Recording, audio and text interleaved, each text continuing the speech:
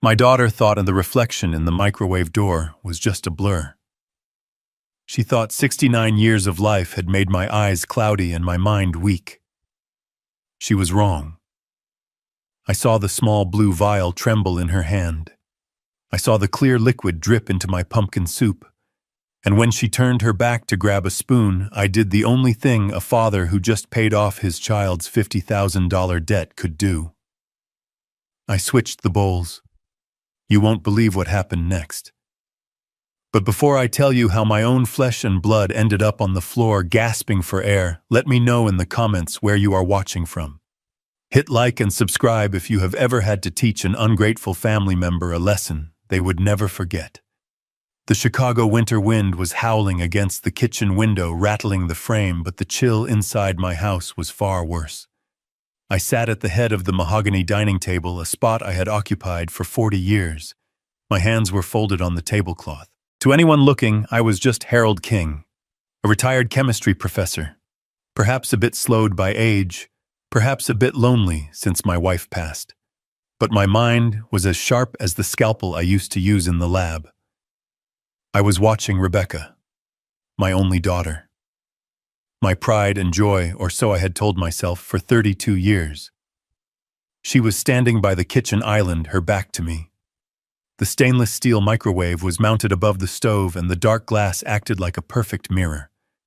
She didn't know that. She was too busy trying to keep her hand steady. I watched her pull a small glass vial from her cardigan pocket. It wasn't a prescription bottle. It was unlabeled. The liquid inside was a pale, innocent blue. She uncorked it with a quick, jerky motion. I saw her hesitate for a fraction of a second. Just a fraction. I held my breath, hoping, praying to a God I hadn't spoken to in years, that she would stop, that she would remember the pony rides, that she would remember the college tuition I paid in full, that she would remember that just last week I wrote a check to American Express for $50,000 to clear the debt she and her husband Todd had racked up on designer clothes and vacations they couldn't afford. She didn't stop. She tipped the vial. 3 drops, 4, 5, into the steaming bowl of pumpkin soup, my favorite. She stirred it quickly, the metal spoon clinking softly against the ceramic. That sound, that soft clink, was the sound of my heart breaking. It was the sound of the final severing of the bond between father and daughter. She turned to the sink to rinse the spoon. This was it. I didn't stand up. I didn't scream. Years of handling volatile chemicals had taught me that panic causes explosions. Precision prevents them. I leaned forward. My movements were silent. I grabbed my bowl with my left hand and her bowl with my right. I slid them across the polished wood. The friction was soundless. Swap. It took 3 seconds. When she turned back around, drying her hands on a dish towel, I was sitting exactly as I had been. Hands folded. Eyes gazing vacantly at the snow piling up in the backyard. My heart was hammering against my ribs like a trapped bird, but my face was stone. Todd walked in then, my son-in-law. He was wearing that cheap cologne he insisted was imported. He rubbed his hands together, bringing a gust of cold air with him from the garage. "Smells great, Becca," he said, his voice too loud, too cheerful. He walked over to me and clapped a hand on my shoulder. It felt heavy like a shackle. "How are we feeling tonight, Harold?" Ready for some warm soup, I looked up at him. I saw the sheen of sweat on his upper lip. It was 68 degrees in the house. Why was he sweating? I knew why.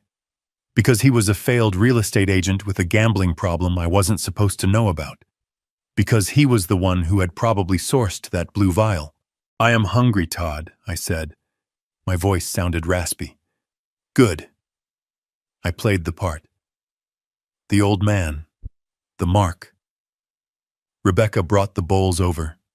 She placed one in front of me. The clean one. She placed one in front of her empty seat. The poisoned one. "Sit, Dad," she said. Her voice was tight. "Eat while it is hot." She sat down across from me. Todd took the seat at the end. The triangle of betrayal. I picked up my spoon. I saw them both tense up. Todd stopped midway to pulling out his chair. Rebecca's eyes were locked on my hand. They were waiting. They were waiting for the old man to take his medicine. I dipped the spoon into the thick orange liquid. I brought it to my lips. I blew on it gently. I could feel their gaze burning into me. I took a sip. "Delicious," I said. I saw Todd exhale. His shoulders dropped 2 inches. Rebecca forced a smile that looked more like a grimace. "I am glad you like it, Dad," she said. She picked up her own spoon. I watched her. I watched the woman I had taught to ride a bike. The woman I had taught the periodic table to. I remembered a Tuesday afternoon when she was 10. She had asked me, "Daddy, what happens if you mix bleach and ammonia?" I had sat her down and explained the chemical reaction, the chloramine gas, how it burns the lungs. I taught her that chemistry respects no one. It is cause and effect. Action and reaction. If you introduce a foreign agent into a system, the system reacts. She was introducing the agent into her own system now. She took a large spoonful. She swallowed. "Eat up, Rebecca," I said softly. "You need your strength." We ate in silence for a few minutes. The only sound was the scraping of spoons. I ate slowly, savoring every bite of the soup that was meant to be my last meal. It tasted of nutmeg and cream. It tasted of survival. Todd was eating fast, shoveling food into his mouth as if to get it over with. He kept glancing at me, then at his watch, so Harold Todd said, his mouth half full. Rebecca and I were talking. We were thinking about the house maintenance. "It is a lot for you, isn't it? With the snow and the roof repairs." "Here it comes. The pitch." "It is fine, Todd," I said, wiping my mouth with a napkin. "I manage." "But do you?" Rebecca chimed in. She put her spoon down. "Dad, you left the garage door open last night. And last week you forgot to pay the water bill. We are just worried." I hadn't forgotten the water bill. I had placed the check in the mail on Monday. And the garage door, Todd had the code. He had probably opened it himself to gaslight me. "I am fine," I repeated. Maybe Todd said, leaning in. "But we found this great facility. Assisted living. Top tier. Just outside the city. We think it might be time to look at it." "Just look." I looked at Rebecca. She was taking another bite of soup. "Is that what you want, Becca?" I asked. "You want to put me in a home?" She swallowed. "It is for your own good, Dad. We just want you to be safe." Safe. The word hung in the air, heavy with irony. Suddenly Rebecca frowned. She dropped her spoon. It clattered loudly against the bowl. She brought a hand to her throat. "What is wrong?" Todd asked, looking at her. "I don't know," she whispered. Her voice sounded wet. "It tastes bitter." "Must be the sage," I said calmly. I took another sip of my soup. "Tastes fine to me." She coughed. A dry, hacking cough. She rubbed her chest. "It is hot in here," she said. "Is the heat on too high?" She pushed her chair back. She looked pale. The color was draining from her face faster than I had ever seen. Digitalis. It had to be. I recognized the signs. I was a chemist, after all. Foxglove extract. It causes nausea, vomiting, and then cardiac arrhythmias. In high doses, it stops the heart. It mimics a heart attack. A perfect weapon for killing an old man with high blood pressure. But Rebecca had a strong heart. Her metabolism was faster. It would hit her differently. "My vision," she stammered. She blinked rapidly. It is blurry. There are halos around the lights." Todd stood up. "Becca." "You okay? I feel sick." She gagged. She doubled over, clutching her stomach. "Oh, God." I sat still. I watched the chemistry experiment unfold. Todd rushed to her side. What is it? Is it the flu? She vomited on the floor. Violent. Sudden. I stood up then, but I moved slowly like the old man they thought I was. Oh dear, I said.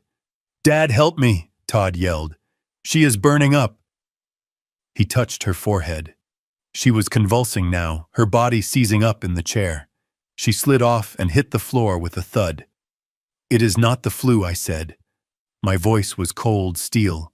Todd looked at me, his eyes wide with panic. What? That looks like a reaction, I said. What did you put in the soup, Todd? He froze. For a second, the mask slipped. I saw the terror of a man caught in his own trap. We didn't... Nothing. What are you talking about? She is poisoned, Todd, I said. Call 911, unless you want her to die right here on the kitchen floor. He scrambled for his phone, his fingers fumbling over the screen. Rebecca was gasping for air. Her eyes were rolling back in her head. Her hands clawed at the linoleum. She looked at me. In that moment of agony, clarity returned to her eyes. She looked at me, then at the empty bowl in front of her, then at the bowl in front of me. She knew. Dad, she wheezed. You. Don't try to speak, honey, I said, kneeling beside her. I didn't touch her. I just leaned close. Save your energy. You are going to need it to explain this to the police. Todd was screaming into the phone. Yes. My wife, she is having a seizure. I don't know, she just ate dinner while his back was turned. I saw it. Rebecca had dropped a tissue from her pocket when she fell. Wrapped inside was the empty vial. She hadn't thrown it in the trash. She had kept it on her. Amateur. I reached out and palmed the tissue. I slid it into my cardigan pocket. Exhibit A. The sirens were audible in the distance within minutes. We lived close to the fire station. Todd was kneeling over her, crying now. Real tears, maybe. Or maybe tears for himself because he knew his plan had gone spectacularly wrong. She is going to be okay, right? Harold, she has to be okay. I stood up and looked down at them. The greedy daughter. The desperate husband. I don't know, Todd, I said. Depends on the dose. He snapped his head up. The dose, I didn't answer. I walked to the window and watched the red lights of the ambulance reflect against the snow. They were coming to save her. For now. But the real poison wasn't in the soup. It was in this house. And I had just started the process of flushing it out. The paramedics burst in. Chaos took over the kitchen. They loaded her onto the stretcher. Sir, are you coming? The paramedic asked Todd. Yes. Yes, of course. He looked at me. Dad, are you coming? I looked at the mess on the floor. The vomit. The spilled soup. I will follow in my car, I said. I need to get my coat. They rushed her out. The door slammed shut. The silence returned to the kitchen. I walked over to the sink. I picked up my bowl of soup. I poured the rest of it down the drain and turned on the disposal. The evidence of my survival disappeared with a whir. I reached into my pocket and pulled out the tissue with the vial. I held it up to the light. There was a single drop of blue liquid left at the bottom. I went to the hall closet, put on my heavy wool coat and my hat. I checked my reflection in the hallway mirror. I didn't look like a victim. I didn't look like a fragile old man. I looked like a man who had just declared war. I walked out into the cold Chicago night, the snow crunching under my boots. I wasn't just going to the hospital to check on my daughter. I was going to finish what they started. As I drove toward the hospital, the city lights blurring past my phone rang. It was my lawyer, Leonard Banks. I had texted him a single code word while the paramedics were working foxglove. Harold Leonard's voice was deep gravelly. You initiated the protocol. Is it done? They tried tonight, Leonard, I said, keeping my eyes on the icy road. Digitalis in the soup. Jesus, Chew, Leonard breathed. Are you okay? I am fine. Rebecca ate it. There was a long silence on the line. Leonard Banks was the only person who knew the full extent of my net worth. He knew about the $15 million from the pharmaceutical patent I sold 5 years ago. He knew I had been pretending to be a middle-class pensioner to test my family. He knew the test results were failing. She ate it, Leonard asked. I switched the plates. Harold, that is complicated. It is self-defense, I said. Now listen to me. I am heading to Mercy Hospital. Todd is going to try to spin this. He is going to say I am senile. He is going to say I confused the ingredients. He is going to try to push for the conservatorship tonight. I will meet you there, Leonard said. I will bring the papers. We freeze everything I said. The joint accounts, the credit cards, the mortgage payments. I want them to feel the cold, Leonard. I want them to know what it feels like to have absolutely nothing. I hung up. I pulled into the hospital parking lot. I could see Todd pacing in the brightly lit emergency room entrance. He was on his phone again, probably calling his bookie, or maybe a lawyer. I turned off the ignition. I sat in the dark car for a moment. I thought about the little girl who used to hold my hand when we crossed the street. That girl was gone. She had been replaced by a stranger who would poison her own father for an inheritance. I stepped out of the car. I walked toward the sliding glass doors. The daughter thought I didn't see her, but I see everything. And tonight, everyone else would see it too. The antiseptic sting of the emergency room air burned my nostrils, a sharp contrast to the winter chill I had left outside. I sat on the edge of a hard plastic chair, my coat pulled tight around me, watching the double doors where they had taken Rebecca. Todd was pacing back and forth in front of the nurse's station, his shoes squeaking on the linoleum. He was putting on a show, running his hands through his hair, demanding updates, playing the part of the terrified husband to perfection. But I saw the way his eyes darted around the room, checking the exits, checking the faces of the officers who had just arrived. He wasn't terrified for his wife. He was calculating the odds of his survival. A doctor pushed through the swinging doors.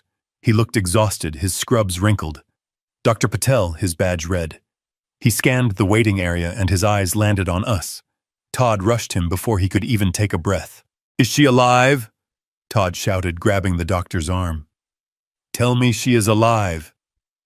"She is stable, Mr. King," the doctor said gently, removing Todd's hand. But it was close. "We have identified the toxin. It is digitalis. A massive overdose." The word hung in the air like a guillotine blade. Digitalis. Foxglove. A common garden plant, beautiful and deadly. A plant that I, Harold King, the retired chemistry professor with a passion for botany, had growing in my greenhouse. Todd froze.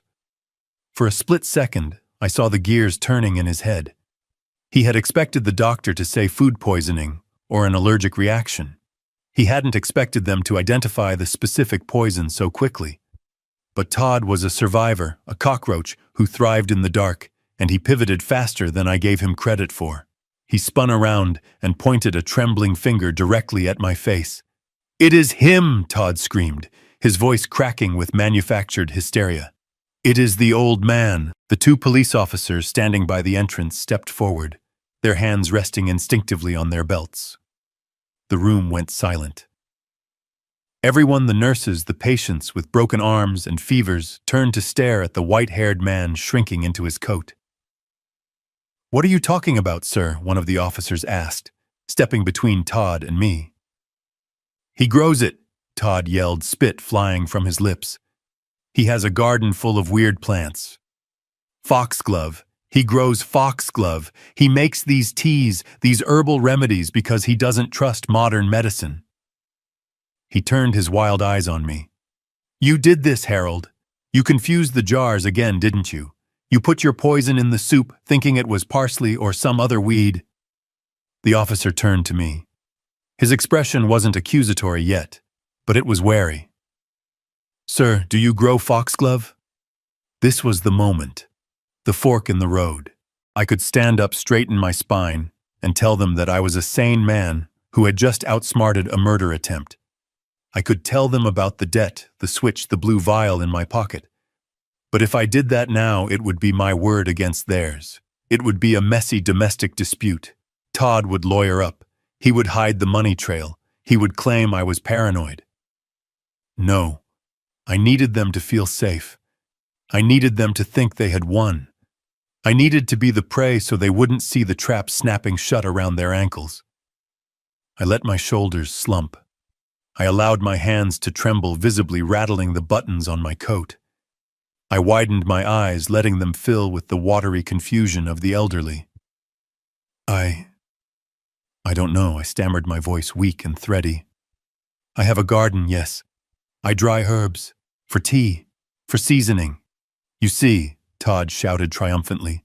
He admits it. He is losing it, officer. He has been forgetting things for months. Leaving the stove on, forgetting names, wandering off. I told him not to cook anymore. I told him it was dangerous. I looked down at my hands, playing the part of the shamed, confused father. I thought it was Basil, I whispered just loud enough for the officer to hear. The jars. They look so similar. My eyes aren't what they used to be. Oh God, did I hurt Becca? The officer's stance softened immediately. He didn't see a murderer. He saw a tragedy. He saw a senile old man who had made a terrible mistake. He looked at Todd with sympathy. It sounds like an accident, sir, the officer said. A terrible accident. An accident, Todd screeched, but I could see the relief washing over him. He had an out. He didn't have to go down for attempted murder. He could pin it on my failing mind. It was perfect for him. Better than perfect. It laid the groundwork for the conservatorship. He almost killed my wife, Todd yelled, forcing tears now. He is dangerous. He can't be left alone. We have been trying to get him help, trying to get him into a facility, but he refuses. I buried my face in my hands and let out a sob. It wasn't hard to cry. I was crying for the daughter who had sat at that table and watched me eat, waiting for me to die. I am so sorry, I wept. I am so confused lately. I just wanted to make a nice dinner. The doctor looked uncomfortable. Mr. King, digitalis toxicity is very specific. We need to know exactly how much was in the food to treat her effectively. Do you have the plant matter? I threw it out, I stuttered. In the disposal. I cleaned up. I wanted the kitchen to be clean. Todd shook his head, looking at the officers with a pleading expression. You see, he destroyed the evidence because he doesn't even realize what he did. We can't let him go back to that house alone. He is a danger to himself and everyone else. The officer nodded slowly. Sir, we might need to ask you some more questions, but for now... I need to sit down, I gasped, clutching my chest. I feel dizzy. Nurse, the officer called out. They ushered me into a wheelchair. As they wheeled me away from the waiting room, I looked back at Todd. He was wiping his face with a handkerchief, talking rapidly to the other officer. He looked devastated.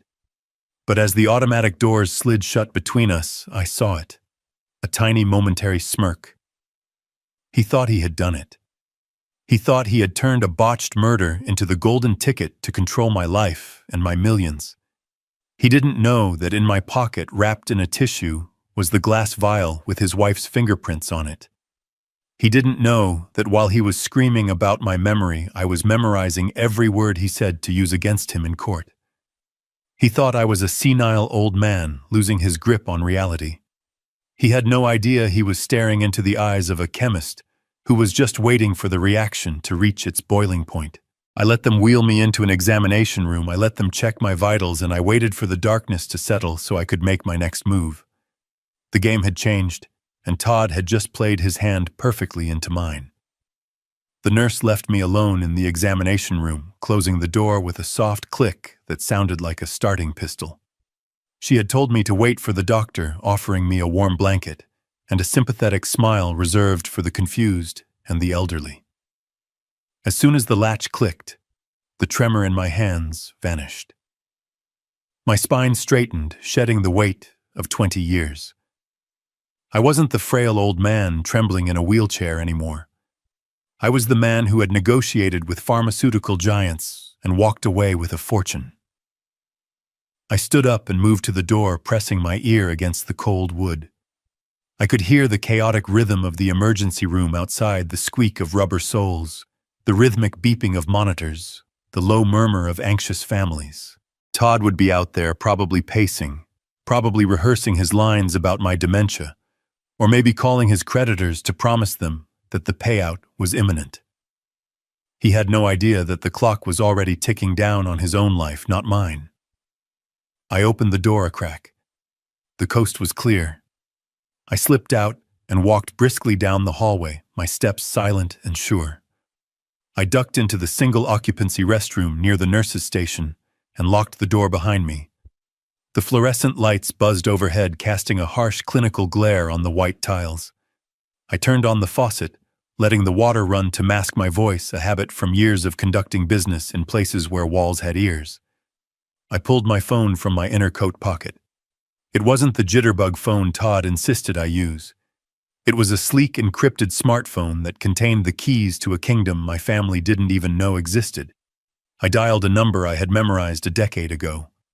It rang once. Leonard Banks answered immediately. He didn't say hello. He simply said, "Status." They took the bait. "Leonard," I said, my voice low and steady, staring at my reflection in the mirror. The old man in the glass looked tired, his eyes rimmed with red, but the man behind the eyes was cold and calculating. Todd is spinning the narrative. He is accusing me of senility. He is claiming I confused the foxglove with herbs. He is laying the groundwork for an emergency guardianship hearing. "Good," Leonard replied, the rustle of papers audible in the background. That was the projection. If they file for guardianship, they open themselves up to discovery. We can subpoena their financial records to prove motive. "Exactly," I said. "But we need to accelerate the pressure. They are desperate, Leonard. Todd has bookies breathing down his neck. He needs liquidity fast. That is why they rushed the poisoning. If they think they have won, if they think I am about to be locked away, they will try to drain the accounts immediately." "Let them try," Leonard scoffed. "They think they are robbing a piggy bank. They don't realize they are trying to break into Fort Knox." "That brings me to the reason for this call," I said, leaning closer to the mirror. "It is time to drop the curtain. For 40 years, I let them believe I was just a high school chemistry teacher with a modest pension and a paid-off house. I let them think my savings were the result of coupon clipping and frugality. I never told them about the patent. I never told them about the nights I spent in the garage lab synthesizing the hydrophobic polymer coating that is now used on every surgical instrument in the country. I never told them I sold the rights 15 years ago for $12 million. I kept it a secret because I wanted to know if they loved me or if they loved my wallet. Tonight, I got my answer. "Execute Protocol Shield," I ordered. There was a pause on the line, a heavy silence that carried the weight of total financial warfare.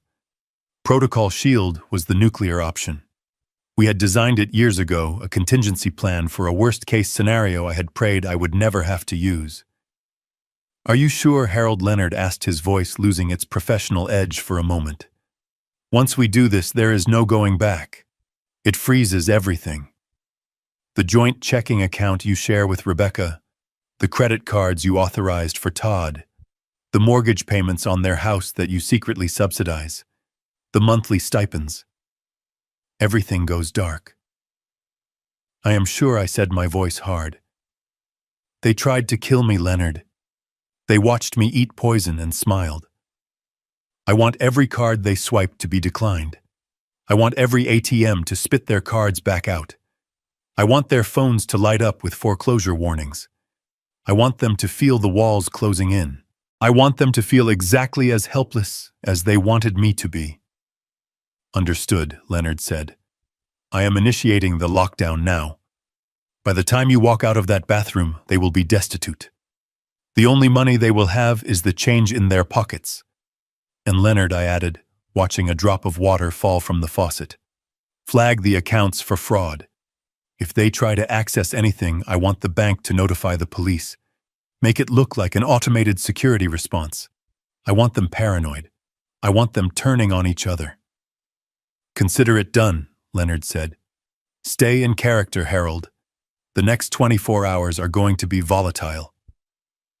I hung up the phone and slipped it back into my pocket. I looked at the mirror one last time. I ruffled my hair, making it look unkempt. I slumped my shoulders, curving my spine back into the shape of a defeated old man. I practiced the vacant stare, the trembling lip. I turned off the faucet. The silence returned. I unlocked the door and stepped back out into the hallway, shuffling my feet, looking lost and small. Inside, the chemist was mixing the final ingredients for an explosion, but outside I was just a confused father looking for his room. I walked back toward the examination area, ready for the next act, knowing that miles away in a server room, my real power was just coming online, and my family was about to learn that the man they tried to bury was the only thing keeping them afloat. I slumped in the uncomfortable vinyl chair of the hospital waiting room, my chin resting heavily on my chest, my breathing shallow and rhythmic. To the passing nurses and the weary orderly mopping the floor, I was just another exhausted old man worn down by the trauma of the night. A father who had almost lost his daughter to a terrible accident. But beneath the brim of my hat, my eyes were open just a slit, and my ears were tuned to a frequency of desperation that only a man like Todd could emit. Todd was pacing near the vending machines a few yards away. He was vibrating with anxiety, his movements jerky and uncoordinated. He kept checking his phone, the screen illuminating his pale, sweaty face in the dim light of the corridor. He looked like a trapped animal, and I knew exactly why. The poison hadn't worked. The police hadn't arrested me, and now the silence from his end was about to be broken by the people he feared more than the law. His phone buzzed. It wasn't a ringtone. It was a harsh, angry vibration against his thigh. Todd jumped as if he had been electrocuted. He fumbled to get it out of his pocket, nearly dropping it on the linoleum. He looked at the screen, and I saw the color drain from his face until he looked like a corpse standing upright. He didn't answer immediately. He looked around, his eyes darting over the empty chairs, the sleeping families, and finally landing on me. I let out a soft snoring wheeze, shifting my weight slightly, as if settling deeper into sleep. Satisfied that his audience was unconscious, Todd answered the phone. He didn't say hello. He just whispered a frantic, hushed hiss that carried perfectly in the sterile silence of the hallway. I know what time it is, Sal. I know. He turned his back to me, hunching his shoulders as if trying to make himself small enough to disappear. Please, you have to listen to me. There was a complication. A medical complication. No, not me. The asset. I almost smiled. The asset. That was what 40 years of fatherhood had been reduced to. I wasn't a person. I wasn't a father-in-law. I was an asset to be liquidated. Todd listened for a moment, and then he began to tremble violently.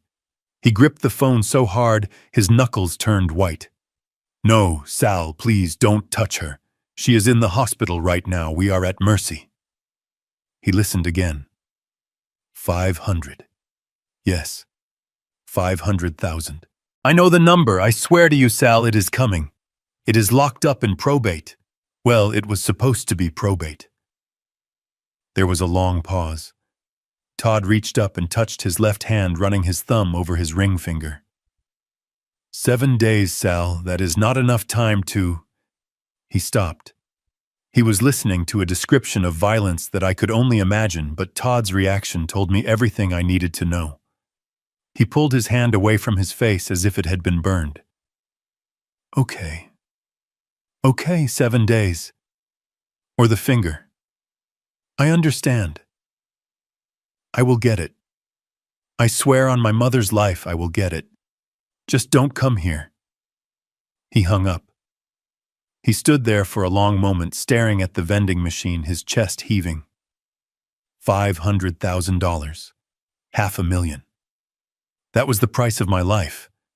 That was the debt he had accrued gambling on futures he didn't understand, and horses that didn't run fast enough. I had known he was bad with money. I had bailed him out of a $50,000 hole just last week, but I hadn't realized he was digging a grave that deep. Todd wiped his face with his sleeve, took a deep, shuddering breath, and turned toward the recovery rooms. He needed to talk to his partner in crime. He needed a new strategy, because murder had failed, and the sharks were circling. I waited until he pushed through the double doors leading to the patient rooms. I counted to 10. Then I stood up. My joints popped a genuine sound of age, but my movement was fluid. I followed him.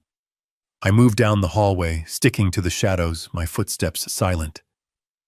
I saw him slip into room 304. The door didn't click shut. It stayed ajar just a fraction of an inch. I pressed my back against the wall next to the doorframe, closing my eyes, focusing everything on the voices inside. Rebecca was awake. Her voice was raspy, weak, stripped of the sugar-coated veneer she usually used with me. "You look like hell, Todd," she said. Sal called, Todd whispered. The panic was back in his voice, raw and unfiltered. "He gave us a week." 7 days, Becca. Or he starts sending pieces of me in the mail. Rebecca let out a low groan. I hate him. I hate that old man. Why isn't he dead, Todd? I put enough digitalis in that soup to kill a horse. He ate it. I watched him eat it. He must have a stomach like a goat, Todd spat. Or maybe the dosage was wrong. It doesn't matter now. Plan A is dead. The police are already asking questions about the garden. If we try anything physical again, they will be watching. So what do we do? Rebecca asked, her voice rising in hysteria. We can't wait for him to die of natural causes. We don't have years. We have a week. Todd paced the small room. I could hear his shoes squeaking. We pivot, he said. We go to Plan B. We force the issue. Plan B, Rebecca asked. You mean the home? No, not just a home, Todd said, his voice dropping lower, becoming more sinister. A conservatorship. Total legal control. We don't need him dead to get the money, Becca. We just need him declared incompetent. But the doctor... Dr. Patel said he seemed lucid, Rebecca argued. Dr. Patel doesn't know him, Todd countered. Look at what happened tonight. He poisoned his own daughter because he confused parsley with foxglove. That is what the police report is going to say. That is the narrative. He is dangerous. He is senile. He is a threat to himself and others. I held my breath. They were rewriting reality. They were taking my survival and turning it into a weapon against me.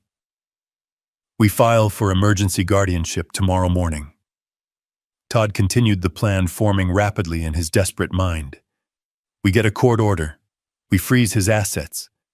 Once we have power of attorney, we can liquidate the house. We can access the retirement accounts. We can pay Sal. But what if he fights it? Rebecca asked. He can be stubborn. Let him fight. Todd scoffed. Who is the judge going to believe, a loving daughter recovering from poison in a hospital bed, or a confused old man who keeps poisonous plants in his kitchen? We act concerned. We act heartbroken. We tell the judge we are doing this to protect him. We put him in that facility upstate, Rebecca said. The secure one. The one with the high walls. Exactly, Todd said. We lock him away where he can't hurt anyone, and we take control of the estate. It is clean, it is legal, and it solves the problem in 48 hours. I stepped away from the door. I had heard enough. My blood was running cold, not from fear, but from an icy, crystalline rage. They weren't just going to kill me. They were going to erase me. They were going to strip me of my rights, my name, and my freedom. They were going to use the law as a bludgeon to steal what I had built. I walked back toward the waiting room, my mind racing. They thought they were playing chess, but they were still playing checkers. They thought the only money I had was the house and the pension. They didn't know about the offshore accounts. They didn't know about the patent royalties. And most importantly, they didn't know that I had just activated a protocol that would turn their financial world into a desert before the sun came up.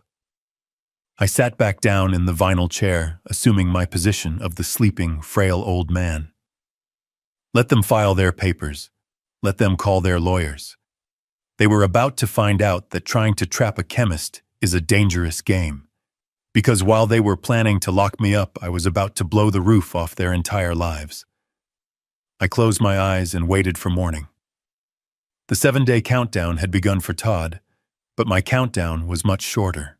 The silence in the car on the way back from the hospital was heavy enough to crush a lesser man. But I sat in the back seat, humming a tuneless melody, watching the frozen Chicago streets roll by. Rebecca was slumped in the passenger seat, her skin the color of wet ash, still weak from the purging of the poison. Every now and then she would cast a hateful glance at me in the rearview mirror, her eyes burning with a mixture of nausea and venom. Todd gripped the steering wheel as if he were trying to strangle it, his knuckles white, his jaw working silently. He was driving too fast, weaving through traffic with the desperation of a man who could hear the clock ticking down on his own life. We pulled into the driveway, the tires crunching on the snow I hadn't shoveled. The house looked dark and uninviting, a stage set for a tragedy that was only halfway through its second act. Todd helped Rebecca out of the car, supporting her weight as she shuffled toward the front door. I followed behind them, moving with the exaggerated slowness of the infirm, clutching my coat collar against the wind. Inside, the air was stale, smelling faintly of the pumpkin soup I had poured down the drain. Todd settled Rebecca onto the living room sofa, piling blankets on her, until she looked like a cocoon of misery.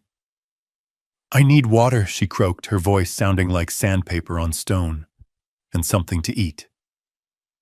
My stomach is empty." "I will go to the store," Todd said, checking his watch. He was jittery, his eyes darting around the room. "I need to get things, electrolytes, crackers, maybe some soup." He looked at me.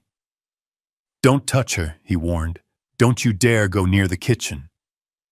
I raised my hands in a gesture of surrender, letting my lower lip tremble. "I am just going to sit in my chair, Todd. I am tired. So tired." Todd grabbed his wallet and keys. "I will be back in 20 minutes, he told Rebecca. "Then we figure this out." He slammed the door behind him. The sound echoed through the house. I walked to my leather armchair in the corner, the one that faced the window and the sofa. I sat down and watched my daughter. She was staring at the ceiling, her breathing shallow. "Why didn't you die?" she whispered, not looking at me. "It would have been so much easier." I didn't answer. I just looked at her with sad, watery eyes, while inside my mind was calculating the distance to the grocery store and the exact moment Todd would be standing at the checkout counter. I imagined it vividly. He would pile the belt high with expensive recovery drinks, organic broths, maybe a bottle of wine for himself to take the edge off. He would watch the total climb. He would slide his card, the platinum one linked to my primary account, the one he had been authorized to use for emergencies, but used for golf clubs. And then the beep. The decline. I checked the grandfather clock in the hallway. 10 minutes. He would be there now. He would be trying the second card. The one I opened for Rebecca. Declined. He would be sweating. He would be trying the debit card for the joint household expenses. Declined. Account frozen. Flagged for suspicious activity. He would be standing there under the fluorescent lights with a line of impatient shoppers behind him, realizing that the plastic in his wallet was just useless scrap. He would have to walk away. He would have to leave the bags. He would have to walk back to his car with nothing. the humiliation burning his cheeks, the realization dawning that the well had run dry. It took him 40 minutes to return. I heard the car screech into the driveway, the engine cutting off abruptly. The front door flew open so hard it banged against the wall, knocking a picture frame askew. Todd stormed in. He didn't have any grocery bags. His face was a mask of pure, unadulterated rage. He looked like a man who had just stared into the abyss and found it empty. "You!" he screamed, pointing a shaking finger at me. Rebecca sat up, alarmed. "Todd." "Where is the food? There is no food!" Todd yelled, kicking the door shut. The cards didn't work. "None of them what?" Rebecca asked, confusion clouding her face. "What do you mean they didn't work?" "Declined all of them, insufficient funds. Issuer restricted." I tried the credit, the debit, even the emergency card. I stood there like a beggar. He marched over to my chair, towering over me. I shrank back, pressing myself into the leather, making myself small. "What did you do?" Todd hissed, spit flying from his lips. "What did you do to the accounts?" I blinked rapidly, looking up at him with wide, innocent eyes. "The accounts," I stammered. Oh, yes. Leonard." Todd froze. "Leonard." "Your lawyer," I nodded slowly. "I called him. From the hospital. After the accident with the soup." I was so scared, Todd. The police were asking questions. I felt so confused. So Todd demanded, "What did you tell him?" I told him I was losing it. I whispered, my voice trembling. I told him I couldn't trust myself anymore. I told him I almost hurt Becca because I couldn't tell the jars apart. I told him I needed protection. "Protection?" Rebecca asked, her voice rising. "Yes," I said. Leonard said, "He said that if I am becoming senile, I am vulnerable. He said scammers target old people like me. He said I needed to lock everything down. Protocol Shield, he called it." Todd looked as if he had been punched in the gut. "Protocol Shield? What the hell is that?" I shrugged helplessly. "I don't know the legal terms, Todd. He said he was freezing everything. To protect me. He said until a judge reviews my case, nobody can spend a penny. Not even me. He said if I want to buy a pack of gum, I need a court order." The silence that followed was absolute. It was the silence of a bomb that had just detonated, leaving nothing but ringing ears and dust. "You froze the money," Todd whispered, his voice trembling with horror. "All of it." "To keep us safe," I said, smiling weakly. "So I don't get scammed. Leonard said it was the responsible thing to do." "You idiot," Todd screamed, grabbing his hair with both hands. "You senile old fool. Do you have any idea what you have done?" I did what was best," I said, my voice wavering. Leonard said. "To hell with Leonard," Todd roared. He spun around and kicked the coffee table, sending magazines flying. "We need that money. We need it now." "Why?" I asked innocently. "We have food in the pantry. We have a roof. Why do we need money right now, Todd?" He couldn't tell me. He couldn't tell me about Sal and the fingers and the 7-day deadline. He just stood there, panting, his eyes wild. Rebecca struggled to stand up. "Dad, call him back. Call Leonard. Tell him to unlock it. Tell him it was a mistake." "I can't," I said sadly. He said it is a legal process now. Once the protocol is active, it takes weeks to reverse. He said it is for my own good. "Weeks," Todd choked. "We don't have weeks," he looked at Rebecca. Panic was setting in, cold and hard. They were realizing that the trap they had built for me had just snapped shut on their own legs. They had wanted a conservatorship. They had wanted to prove I was incompetent. Well, I had just given them exactly what they wanted. I had acted so incompetent that the law had stepped in to protect me from everyone, including them. "Cash," Todd muttered. "We need cash. There has to be cash in the house." He looked around the room, his eyes landing on the antique secretary desk in the corner, the one where I kept my correspondence. "Where do you keep it?" he demanded, turning to me. "The emergency fund. The stash. Every old man has a stash." I usually use the bank," I stuttered. "Liar," Todd shouted. He ran to the desk and ripped open the drawers.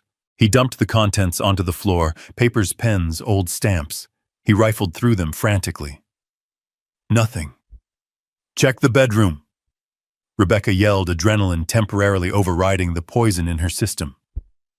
Under the mattress, in the closet, they went into a frenzy. It was pathetic and terrifying to watch. Todd ran up the stairs, his heavy footsteps thudding overhead. I heard drawers being pulled out and thrown against the walls. I heard the crash of a lamp. He was tearing my bedroom apart, looking for the bundles of cash he imagined I had hoarded. Rebecca limped into the kitchen. I heard the clatter of ceramic jars being overturned. She was checking the cookie jars, the freezer, the space behind the loose brick in the pantry. I stayed in my chair. I didn't move. I listened to the destruction of my home, and I felt a strange sense of calm. Let them look. Let them destroy the furniture. They wouldn't find a dime. I had moved the cash years ago. The only thing they would find was dust and their own desperation. Todd came back down the stairs a few minutes later, red-faced and empty-handed. He was holding a small wooden box he had found in my closet, my wife's jewelry box. "This is it," he screamed, shaking the box. "Costume jewelry, where are the diamonds? Where is the gold?" "Mom was buried with her rings, Todd," I said softly. "You know that." He threw the box across the room. It shattered against the fireplace, spilling cheap bead necklaces across the hearth. "We are screwed," he whispered. He looked at Rebecca. "Sal isn't going to wait for a court order." "What do we do?" Rebecca asked, her voice trembling. Todd looked at me. His eyes were dark, filled with a malice that had moved beyond greed into something primal. "Survival. We accelerate," he said. "We don't wait for the hearing. We get him committed now. Tonight." "But the lawyer," Rebecca started. "Forget the lawyer," Todd snapped. "We find a doctor who will sign the paper for cash. We get him locked up in a psych ward. Once he is in, we become his legal guardians by default. We can override the lawyer. We can force the bank to open the accounts." He walked over to me, leaning down until his face was inches from mine. I could smell the sour fear on his breath. "You are sick, Harold," he said, his voice low and menacing. "You are very, very sick. You are seeing things. You are hurting people. And we are going to get you the help you need, even if we have to drag you there." I looked back at him, blinking tears into my eyes, pretending to be the terrified old man. But inside I was smiling. They were desperate. They were reckless. And they were about to make the mistake that would put them in prison forever. "Okay, Todd," I whispered. "Whatever you say." "Good," he said, straightening up. He pulled out his phone. "I know a guy, Dr. Evans. He lost his license, but he still has a prescription pad. He will be here in an hour." He walked into the kitchen to make the call. Rebecca slumped back onto the sofa, watching me with cold, dead eyes. I sat back and waited. Let them bring their fake doctor. Let them try to drag me away. I had one more card to play, and it was hidden in the chemical compound I had painted on the safe upstairs just before I left for the hospital. The game was entering the endgame, and they didn't even know they were already in checkmate. The heat in the house was suffocating, a physical weight that pressed against my chest and made the air thick and difficult to breathe. Sweat trickled down my back, soaking into my shirt, but when I looked across the living room, Todd was wearing a heavy wool sweater and rubbing his arms as if he were standing in a blizzard. Rebecca was wrapped in a thick afghan, her teeth chattering with a theatrical intensity that would have been comical if their intentions weren't so deadly. They had cranked the thermostat up to 85 degrees, turning the house into a sauna, but the psychological temperature they were trying to set was absolute zero. I wiped my forehead with a trembling hand playing my part. "It is very warm in here, isn't it?" I asked, my voice weak and confused. I pulled at my collar. "Maybe we could crack a window." Todd looked at me with wide, incredulous eyes. "Warm, Harold, it is freezing. The furnace is barely keeping up with the draft. Look at the thermostat." He pointed to the digital readout on the wall. It read 62 degrees. I knew he had tampered with the sensor, or simply taped a fake image over the screen, but to the senile old man I was pretending to be, it was reality warping before my eyes. I blinked, trying to focus, letting my jaw drop slightly. "But I am sweating, Todd," I whispered. "That is hypothermia," Dad Rebecca said from the couch, her voice dripping with fake concern. "When you get too cold, your body gets confused. It is called paradoxical undressing. You think you are hot, but you are actually freezing to death. Put your coat on, please." She held out my heavy winter coat. I stared at it. The room was spinning with heat. Putting that coat on would be torture. But if I refused, I was belligerent. If I put it on, I was compliant but crazy. They were rewriting my sensory inputs, trying to make me doubt the very skin I lived in. I took the coat. I put it on. The heat became unbearable instantly. I felt dizzy, my pulse hammering in my ears. "There," Todd said, smiling tightly. "Better. You look pale, Harold. You are shaking." I was shaking from heat exhaustion, but to them it was proof of my decline. I sat in my chair, trapped in layers of wool, while they watched me with the cold, predatory patience of vultures waiting for the animal to stop kicking. The afternoon blurred into a series of orchestrated, maddening events. I placed my reading glasses on the side table to rub my eyes. I closed them for 10 seconds. When I reached out, the glasses were gone. I patted the table. I looked at the floor. Nothing. "What are you looking for?" Todd asked, not looking up from his phone. "My glasses," I mumbled. I just set them down. Right here." "You haven't had your glasses all day," Harold Todd said casually. "You left them in the bathroom this morning. Remember, you said they were hurting your nose." I stared at the empty table. I knew I had just taken them off. I could still feel the phantom weight of the frames on my nose. But the table was bare. I could have sworn," I stammered. Todd sighed, a long, loud exhalation of frustration. He stood up and walked into the kitchen. A moment later, he called out, "Harold, come look at this." I hauled myself up, the heavy coat weighing me down, and shuffled into the kitchen. Todd was standing by the open refrigerator. He pointed to the middle shelf right next to the milk carton. My glasses were sitting there, frosted over with cold.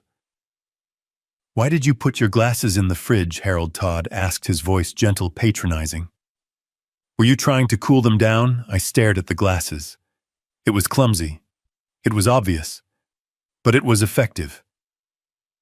I don't remember doing that," I whispered. "That is the problem," Dad Rebecca said, appearing in the doorway. "You don't remember anything anymore. You are dangerous. What if you put the car keys in the microwave? What if you put the cat in the oven?"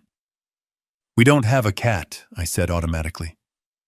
"Not anymore," Todd said darkly. "Not since you let it out last winter. We never had a cat. Never."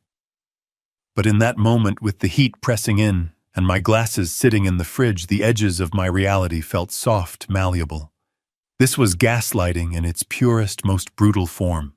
They weren't just lying to me. They were dismantling my history brick by brick. They wanted me to break. They wanted me to scream, to lash out, to give them the excuse to call Dr. Evans and say, "He is having an episode. Come get him." I lowered my head. I grabbed the cold glasses. I am tired," I said. "I think I will go to my room." "Good idea," Todd said. "Get some rest. You need it." I climbed the stairs, my legs heavy. I went into my bedroom and closed the door. It didn't lock.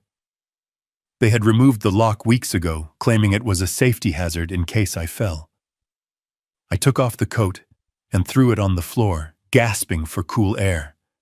I opened the window a crack, letting the winter freeze bite my skin, grounding me, reminding me that I was alive, I was sane, and I was angry. Night fell, bringing with it a new kind of torment. I lay in bed feigning sleep, my breathing deep and even. I heard the floorboards creak in the hallway. The door handle turned slowly. They came in like ghosts. I kept my eyes closed, my body relaxed, but my senses were on high alert. I could smell Todd's stale sweat and the cloying scent of Rebecca's lotion. They stood over the bed, looking down at me. "He is out," Todd whispered. "Look at him," Rebecca hissed. "He looks so peaceful, while our lives are falling apart." They leaned closer. I felt their breath on my face. "You are crazy, old man," Todd whispered, his voice a low rhythmic chant right in my ear. "You are losing your mind. You don't know where you are. You belong in a hospital, a nice padded room. You are sick." Rebecca joined in, whispering in the other ear. "You are a burden. Everyone is laughing at you. You tried to kill your daughter. You are a monster. They were trying to reprogram my subconscious. It was a crude technique, but relentless. They did this for 10 minutes, a stream of poisonous suggestions meant to seep into my dreams and rot my confidence from the inside out. Finally, they pulled away. "Check the safe again," Todd whispered. Maybe he wrote the combination down somewhere new. I heard them rummaging through my dresser drawers, quiet as mice. They checked the pockets of my pants. They looked under the rug. They were desperate for the code to the wall safe hidden behind the painting of the ship in the storm. They knew there wasn't cash in the bank accounts anymore, so they had convinced themselves I must have a physical stash. They left empty-handed, closing the door silently. I waited. I counted to 1,000 in my head, visualizing the periodic table, grounding myself in the immutable laws of the universe. Hydrogen, helium, lithium, beryllium, facts, truth, things they couldn't touch. When the house was silent, I sat up. I didn't turn on the lamp. I moved by the moonlight, filtering through the sheer curtains. I walked to my closet and reached into the back inside the pocket of an old raincoat I hadn't worn in years. I pulled out a small opaque jar and a UV flashlight. I wasn't just a chemistry professor. I was an inventor. And this jar contained a compound I had synthesized for fun years ago, an invisible powder that reacted to the oils in human skin and glowed a brilliant, undeniable crimson under ultraviolet light. It was adhesive, transferable, and impossible to wash off with just water. I moved to the painting of the ship. I swung it open, revealing the steel face of the safe. It was a sturdy model, impossible to crack without a drill or the code. I put on a pair of latex gloves from my first aid kit. I opened the jar. Carefully, methodically, I brushed the fine powder onto the keypad. I dusted the handle. I coated the entire front panel of the safe. The powder was invisible to the naked eye. To anyone looking, the safe was just cold steel. But to anyone who touched it, it would be a branding iron. I closed the painting. I stripped off the gloves and hid them. I hid the jar. I went back to bed, but I didn't sleep. I lay there staring at the ceiling, waiting. They were desperate. The loan sharks had given them a deadline. They wouldn't wait for the court order. They wouldn't wait for the doctor. They would try to crack the safe tonight. They would think I was asleep, broken by the heat and the confusion. They didn't know that I had just turned the object of their desire into the evidence of their crime. When Todd touched that keypad, he wouldn't just be trying to steal my money. He would be painting a target on his own hands. And tomorrow, when the police arrived, I wouldn't need to say a word. I would just turn on the light, and his guilt would shine like blood in the dark. Let them whisper. Let them hide my glasses. Chemistry doesn't lie, and by morning, the reaction would be complete. The grandfather clock in the hallway chimed 2 a.m. the sound reverberating through the floorboards like a funeral toll. I was already awake, of course. I had been awake since the moon rose, sitting in the wingback chair in the shadows of my bedroom, wrapped in a dark blanket that merged with the gloom. My phone was in my hand, the screen dimmed to the lowest setting, the camera app open and waiting. I wasn't just an old man hiding in the dark. I was a hunter in a blind, waiting for the predators to return to the bait. I knew they would come. Desperation has a scent acrid and metallic, and the entire house reeked of it. Todd had been pacing downstairs for hours, the vibrations of his footsteps transmitting his panic through the frame of the house. The 7-day deadline from his loan shark was burning a hole in his mind, and logic had long since abandoned him. I heard the creak of the stairs. It wasn't the stealthy creep of earlier. It was heavy, clumsy. He didn't care about waking me anymore. In his mind, I was either catatonic from the gaslighting or too feeble to stop him. I moved silently to the closet. I had cracked the door earlier, creating a perfect line of sight to the painting of the storm-tossed ship on the far wall. Behind that painting was the wall safe. Behind that safe door was absolutely nothing but empty space and dust, but Todd didn't know that. He thought it was the end of the rainbow. Todd entered the room. He didn't even look at the bed where he assumed I was sleeping. He went straight for the painting. He was wearing the same clothes he had worn all day, sweat stains dark under the arms. He swung the painting open with a violent jerk, the frame hitting the wall with a thud. I pressed the record button on my phone. He stared at the keypad. I could see his profile illuminated by the moonlight. He was muttering to himself a manic stream of numbers. Birthdays, anniversaries, my social security number. He reached out and punched in a code. Beep. Red light.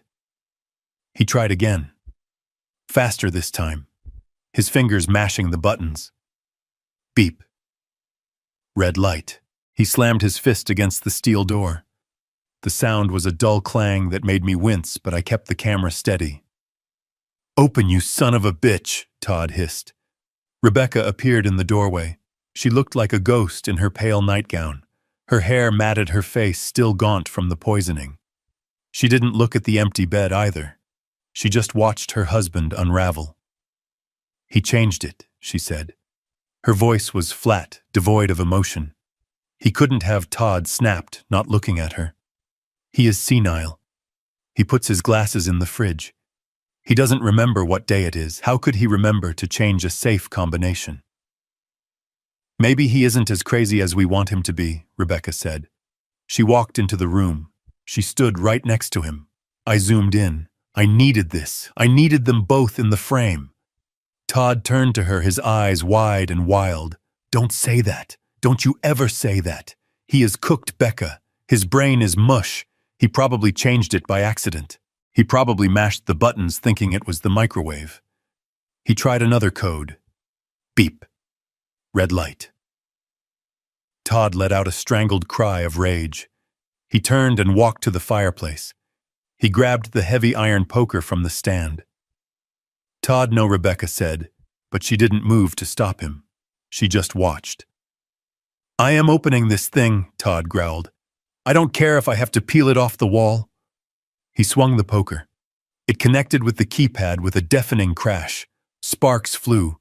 The plastic casing of the keypad shattered, but the locking mechanism was internal hardened steel. He swung again and again. He was panting, grunting with every blow, a man trying to bludgeon his problems to death. "Stop it," Rebecca hissed. "You are going to wake the neighbors." "I don't care about the neighbors," Todd yelled, dropping the poker. It clattered on the floor. "I care about the 500 grand I owe Sal. I care about my fingers, Becca. There has to be cash in there. There has to be." He leaned his forehead against the cold steel of the safe, defeated. He placed his palms flat against the door, sliding them down, leaving a trail of sweat and oil. Perfect. He was coating himself in the invisible powder I had applied hours ago. He was marking himself with evidence that would be impossible to wash away. Rebecca stepped closer. She placed a hand on his back. It was a gesture that should have been comforting, but there was no warmth in it. "We should have used more," she whispered. I held my breath. This was it. The camera was rolling. The audio was crisp. "Used more," what Todd asked, lifting his head. "The digitalis," Rebecca said. Her voice was cold, a simple statement of fact. "We should have doubled the dose. The old man should have died after that soup, Todd. We shouldn't be dealing with safes and lawyers. We should be planning a funeral." There it was, the confession. Clear as a bell. Todd turned to look at her. He didn't look horrified. He looked regretful. "I know," he said. "I messed up the extraction. I didn't concentrate it enough. He shouldn't be here." Rebecca continued looking around the room with disdain. "He is just taking up space. He is sucking up resources that belong to us. He lived his life. Why can't he just let go? Why does he have to make it so hard for us? Because he is selfish," Todd spat. "He has always been selfish, sitting on a pile of money while we drown. He hit the safe one last time with his open hand." "We stick to the plan," Todd said. "Tomorrow. Dr. Evans comes at 9. We get the signature. We get the order. We drag him out of here, kicking and screaming if we have to. Once he is in the ward, we get power of attorney. Then we get a locksmith. A professional one. And if Evans doesn't sign," Rebecca asked, "then we suffocate him with a pillow and say his heart gave out." Todd whispered, "I am done playing games, Becca. I am not losing my hands for this old fool." I stopped recording. My hand was trembling, not from age, but from the sheer adrenaline of staring pure evil in the face. I had known they were greedy. I had known they were desperate. But hearing my daughter, the girl I had carried on my shoulders, wish for my death because I was taking up space, it severed the last thread of attachment I had. The father in me died in that closet. Only the chemist remained. They left the room a few moments later, leaving the shattered remains of the keypad on the floor. I heard their footsteps fade down the hall. I heard their bedroom door click shut. I waited 10 minutes, then 20. I stepped out of the closet. I didn't turn on the overhead light. I pulled the UV flashlight from my pocket. I walked over to the safe. I clicked the light on. The beam hit the safe and the darkness erupted into color. It was a masterpiece of forensic art. The safe door was smeared with glowing crimson handprints. They shone with a violent neon intensity in the black room. I could see the whorls of Todd's fingerprints perfectly preserved on the steel. I could see where he had slapped the metal in frustration. I could see the dust on the floor where the poker had landed, speckled with the glowing powder that had fallen from the keypad. But that wasn't all. I walked to the doorframe where Rebecca had been standing. I shone the light. There on the white paint was a partial print. She had leaned against it, and on the floor a glowing trail of footprints leading out into the hall. The powder transfers. It travels. Todd had touched the safe, then he had touched his pants, his face the doorknob. I followed the trail. It led down the hall. It led to their bedroom door handle.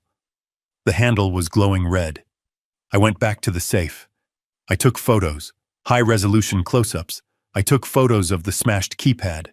I took photos of the poker lying on the rug.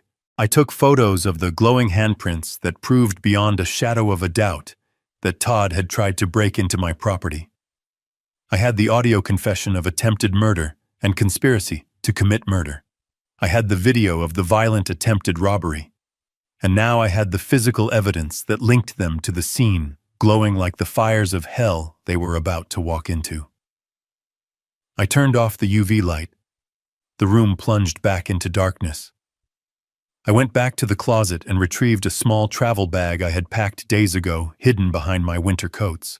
I checked the contents, my passport, the hard drive with the backups of my accounts, the original patent documents, and the file on Dr. Evans that Leonard had compiled. I wasn't going to wait for morning. I wasn't going to wait for Dr. Evans and his syringe. They planned to ambush me at 9 a.m. They planned to drag me away. They were going to find an empty bed. I walked to the window and looked out at the snow-covered street.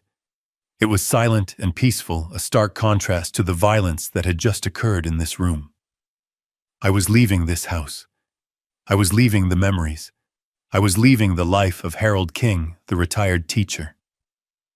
I slipped the phone into my pocket. The evidence was secure. The trap was primed. I just had to step out of the blast zone. I opened the window. The cold air hit me bracing and clean. I was 69 years old, but as I climbed out onto the sturdy trellis that led down to the garden, moving with a strength born of righteous fury, I felt reborn. The reaction was complete. The catalyst had been added. Now all I had to do was watch it burn. I had one leg over the windowsill, the freezing night air biting at my skin, ready to descend the trellis and vanish into the Chicago winter. But I stopped. My boot hovered over the frozen wood. Leaving was survival. Staying was victory. If I disappeared now, I would just be a missing person, a wandering senior lost in a storm. Todd would spin the narrative. He would tell the courts I had walked away in a fugue state. He would get his conservatorship in absentia, and I would spend the rest of my life looking over my shoulder. No. I needed them to commit the crime. I needed them to sign their names to a lie so big it would bury them. I needed Dr. Evans to put his pen to paper. I pulled my leg back inside. I closed the window and latched it. I hid my go-bag under the loose floorboard beneath the bed, ensuring it was invisible but accessible. Then I sat in the wingback chair, smoothed my hair, and waited for the sun to rise. At exactly 9 a.m., the doorbell rang. It wasn't a friendly chime. It was a summons. I heard Todd's heavy footsteps rushing to answer it, the murmur of voices in the foyer, and then the distinct wet cough of a smoker. I didn't wait for them to come get me. I walked out to the landing and looked down. Todd was shaking hands with a man who looked like he had been assembled from spare parts of better men. Dr. Evans was tall but stooped, wearing a suit that had been expensive 10 years ago but was now shiny at the elbows. He carried a battered leather medical bag that looked more like a prop than a tool of healing. His face was a roadmap of bad decisions, broken capillaries on his nose, a nervous tic under his left eye, and a sheen of sweat that the winter chill hadn't dried. Todd looked up and saw me. For a second he looked terrified, as if he expected me to be holding the poker or screaming about the safe. But I just gripped the banister with trembling hands and blinked slowly. "Good morning, Todd," I said, my voice cracking perfectly. "Who is your friend?" Todd exhaled, his shoulders dropping. He put on his concerned face, the mask slipping easily back into place. "This is Dr. Evans Harold. He is a specialist. He is here to help us. Help you." I walked down the stairs, taking them one at a time like a toddler. I stopped in front of the doctor. He smelled of peppermint, trying to cover up stale bourbon. "A specialist?" I asked. For the house, Dr. Evans smiled, revealing teeth that had seen too much coffee. For the mind, Mr. King. For the memory. "Your son tells me you have been having some trouble distinguishing reality lately." I looked at Todd. He wouldn't meet my eyes. "I am fine," I whispered. I get confused sometimes." "Shall we sit?" Evans asked, gesturing to the living room as if it were his clinic. We sat. Rebecca came in from the kitchen holding a cup of coffee. She didn't offer me any. She sat next to Todd, clutching his arm, playing the part of the worried daughter. Dr. Evans pulled a clipboard from his bag. He clicked a silver pen. "Let's start with the basics, Harold. Can you tell me what year it is?" I stared at him. It was a trap. If I got it wrong, I was crazy. If I got it right, he would say I was guessing.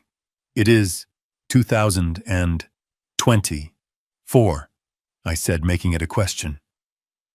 Evans wrote something down. He didn't look up. "And who is the President of the United States?" I answered correctly. He wrote again, Harold. "Your family tells me you have been exhibiting aggressive behavior, violent outbursts. Is that true?" I looked at the fireplace where Todd had smashed my wife's jewelry box. I looked at the wall where the safe was hidden behind the painting. "I don't like loud noises," I said softly. "They scare me." Evans nodded, scribbling furiously. "Paranoia. Hypersensitivity." "And the incident with the soup," Evans asked, his eyes drilling into mine. "You poisoned your daughter, Harold. Did you know you were doing it? Did the voices tell you to do it?" I felt a spike of cold rage in my gut. He wasn't diagnosing me. He was building a narrative. He was feeding me the lines he wanted me to say. "I thought it was parsley," I mumbled, looking at my hands. Dr. Evans stopped writing. He leaned forward. "Parsley doesn't come in a blue vial, Harold." I froze. I looked up at him. How did he know about the vial Todd? Todd must have told him about the vial he thought I used. But I had never mentioned a vial to the police. I had only said jars. "You talked to Todd about the vial?" I asked, dropping the senile act for a microsecond. Evans blinked, realizing his slip. I am speaking hypothetically. The point is, you introduced a foreign substance." He turned the page on his clipboard with a snap. "Let's do a cognitive test. I am going to say 3 words. I want you to repeat them back to me in 5 minutes. Apple, table, penny." I looked at him. I looked at the sweat on his upper lip. I looked at the tremor in his hand holding the pen. Apple. Table. Penny, I repeated. We sat in silence. Todd tapped his foot. Rebecca chewed her lip. The clock ticked. 5 minutes passed. "Okay," Harold Evans said. "What were the words?" I looked at him blankly. "What words?" I asked. Todd let out a sigh of relief so loud, it sounded like a tire deflating. Evans smiled a predatory smile. He wrote on his clipboard in large block letters. I could read it upside down. "Severe cognitive decline. Immediate danger." He stood up. He didn't offer to shake my hand. He turned to Todd. "It is worse than you described," he said, his voice grave. "He is completely detached. The memory loss is profound. Coupled with the violent episode, I cannot in good conscience recommend he stay in this environment." Rebecca started to cry. Fake dry sobs. "Oh, Dad, I am so sorry." "What is the diagnosis?" Dr. Todd asked, trying to hide the eagerness in his voice. "Acute dementia with psychotic features," Evans declared. He ripped the page off the clipboard and handed it to Todd. "This is a medical hold recommendation. He needs a secure facility, somewhere they can manage his episodes." Todd took the paper. He looked at it like it was a winning lottery ticket. "Thank you, doctor. We just want him to be safe." I stood up. "I have to go to the bathroom," I said. "Sit down, Harold," Todd snapped. "We aren't done." The doorbell rang again. Todd checked his watch. "That will be Mr. Sykes." "Mr. Sykes?" I asked. "The social worker," Rebecca said, wiping her dry eyes. "We called him to help with the transition." Todd went to the door. He came back with a man who looked like a thumb in a cheap suit. Mr. Sykes was short, broad, and had the dead eyes of a bureaucrat who had sold his soul for a pension. He didn't look at the room. He looked at the paperwork Todd shoved into his hands. "Dr. Evans's report." Sykes asked, his voice a monotone drone. "Right here," Todd said. Sykes scanned it. He nodded. He looked at me for the first time. He didn't see a person. He saw a file number. "Mr. Harold King," he said. "I am an emergency caseworker with Adult Protective Services. Based on the medical evaluation provided by Dr. Evans and the sworn affidavits from your family regarding the poisoning incident, The state is intervening. Intervening? I asked, my voice trembling. You are being placed under a temporary 5150 hold for emergency psychiatric evaluation, Sykes said. You have been deemed an imminent danger to yourself and others. A hold, I stepped back. You are taking me away. We are transporting you to the Greenbrier Behavioral Health Center, Sykes said. They have a bed waiting. The transport team is 5 minutes out. Greenbrier. I knew the place. It was a warehouse for the unwanted, a place where they sedated you until you forgot your own name or until your family drained your accounts and stopped paying the bill. You can't do this, I whispered. This is my house. It is for your own good, Dad, Rebecca said, standing up. She walked over to me. She put her hand on my shoulder. It felt heavy, possessive. We can't take care of you anymore. You tried to kill me. You need help. I looked at her. I looked at the triumph in her eyes. She thought she had won. She thought the piece of paper in Sykes's hand was a checkmate. When I asked, "When are they coming?" Sykes checked his phone. The transport van is delayed by the snow. They will be here in 24 hours. Until then, you are remanded to the custody of your son-in-law. You are not to leave this house. If you try to leave, the police will be called and you will be arrested. 24 hours. They were giving me a window, a countdown. Todd looked unhappy. Can't you take him now, Sykes? We don't feel safe. Protocol. Sykes shrugged. The beds are full until tomorrow morning. Just lock his door. Keep him contained. We will be here at 8 a.m. sharp. Sykes handed Todd a carbon copy of the order. It was a pink slip, the color of a dismissal. Keep this, Sykes said. It grants you temporary emergency guardianship until the court hearing next week. Todd took the paper. His hands were shaking, but this time with excitement. He had it. The golden ticket. With that paper, he could walk into the bank. He could talk to the mortgage company. He could call Sal and tell him the money was coming. Sykes left. Evans left clutching an envelope of cash Todd had slipped him by the door. The three of us were left alone in the living room. The silence was thick, electric. Todd looked at the paper. He kissed it. He actually kissed it. He looked at me. His face twisted into a sneer. Go to your room, Harold, he said. I stood my ground for a moment. I looked him in the eye. I wanted to tell him. I wanted to scream that he was holding a warrant for his own arrest, not a guardianship. But I held it back. The trap wasn't sprung yet.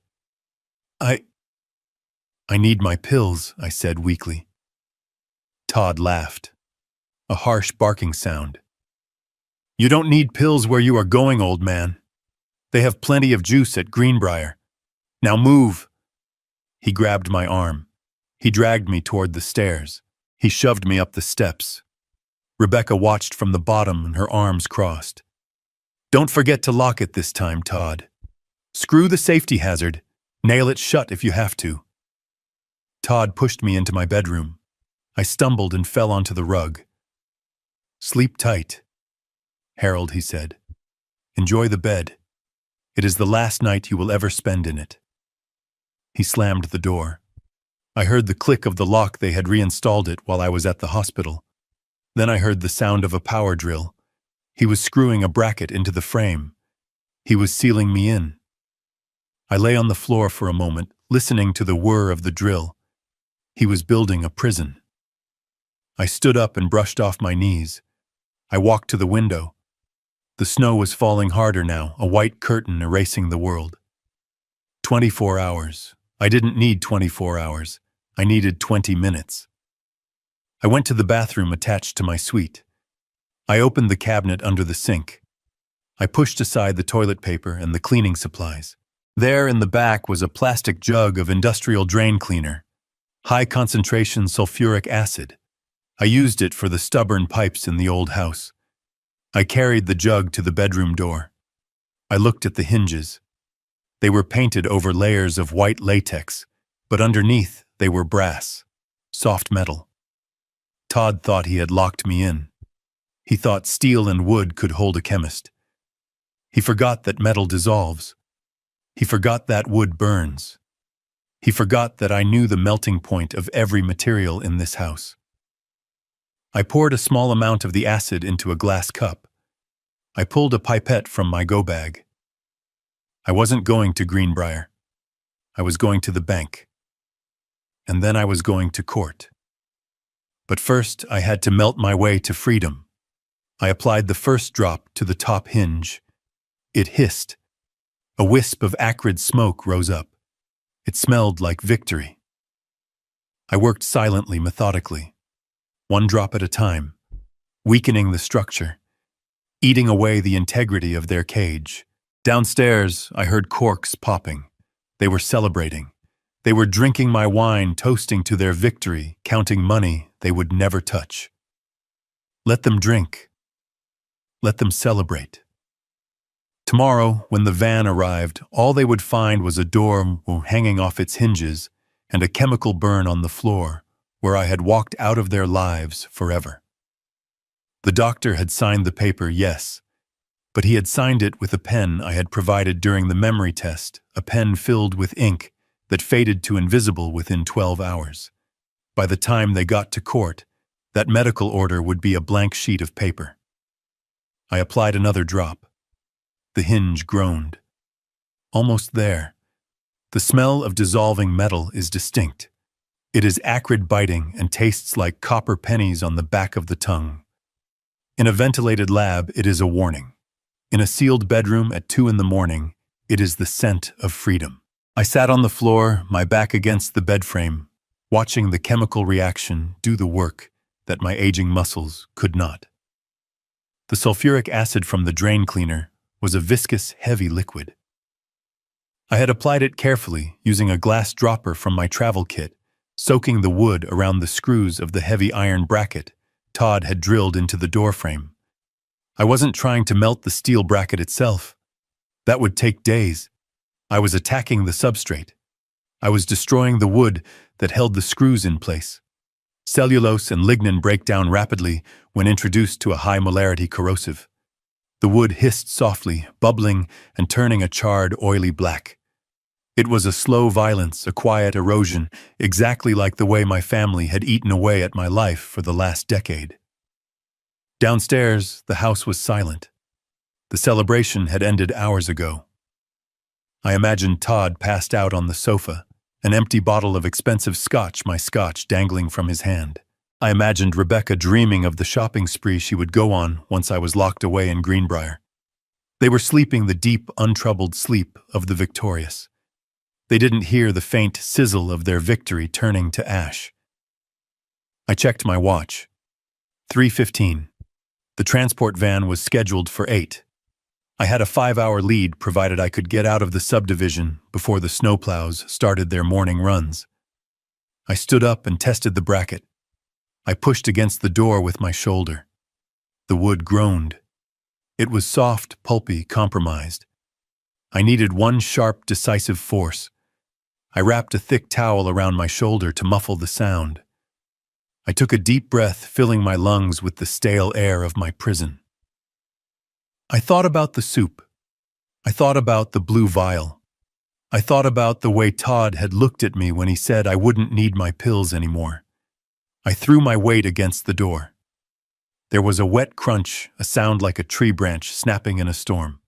The screws pulled free from the dissolved wood, taking chunks of black sludge with them. The door swung open. I didn't step out immediately. I froze, listening. The house settled. The refrigerator hummed downstairs. No footsteps.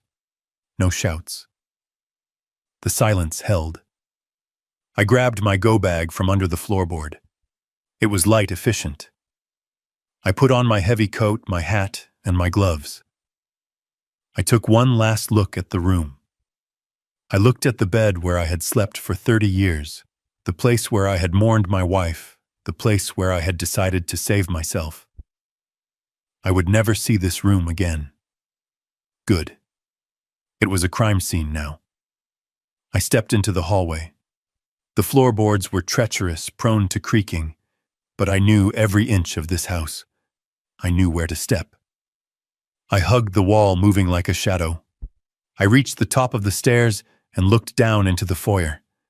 The streetlights outside cast long, skeletal shadows through the transom window. I descended slowly, one hand hovering over the rail, but not touching it. I didn't want to leave any more prints than necessary, even though I knew the house was already covered in the UV powder I had spread earlier. I reached the bottom floor. The living room was to my left. I couldn't resist. I crept to the doorway and looked in. Todd was indeed on the sofa, his mouth open, snoring softly. Rebecca was curled up in the armchair, wrapped in a blanket. The air smelled of alcohol and triumph. On the coffee table, illuminated by the standby light of the television, was the pink slip, the emergency guardianship paper, the key to my shackles. I walked over to the table. I moved with the silence of a ghost. I reached out and picked up the paper. Dr. Evans's signature was scrawled at the bottom in the blue ink of the pen I had lent him. I looked at it closely. The lines were already starting to fade, the chemical composition of the ink reacting with the air breaking down the pigment. By the time they presented this to a judge, it would be a blank page, a ghost document for a ghost prisoner. I placed the paper back on the table exactly where it had been. I wanted them to wake up to it. I wanted them to grab it in the morning rush to the van and hand over a piece of nothing. I walked to the back door. The front door was too loud, too exposed. The sliding glass door in the kitchen led to the garden, to the trellis I had climbed earlier, to the alleyway. I unlocked it. The mechanism clicked, a sharp sound in the quiet kitchen. Todd snorted in his sleep and shifted. I froze. He mumbled something unintelligible and settled back down. I slid the door open. The cold hit me like a physical blow, a wall of ice and wind. It was 20 degrees below zero with the wind chill. Chicago in February is not a place for the old or the weak, but I wasn't weak. I stepped out into the snow. I closed the door behind me. I was out. The wind tore at my coat, trying to push me back, but I lowered my head and walked. The snow was deep, drifting against the fence. I trudged through it, my breath pluming in white clouds before me. I made my way to the alley, the service road that ran behind the properties. It was plowed but icy. I didn't take my car. The garage door opener would wake them. The engine noise would be a siren. I had to walk. I had to walk 2 miles to the 24-hour diner on the main road where I could call a car. The walk was a brutal physical ordeal. My knees ached.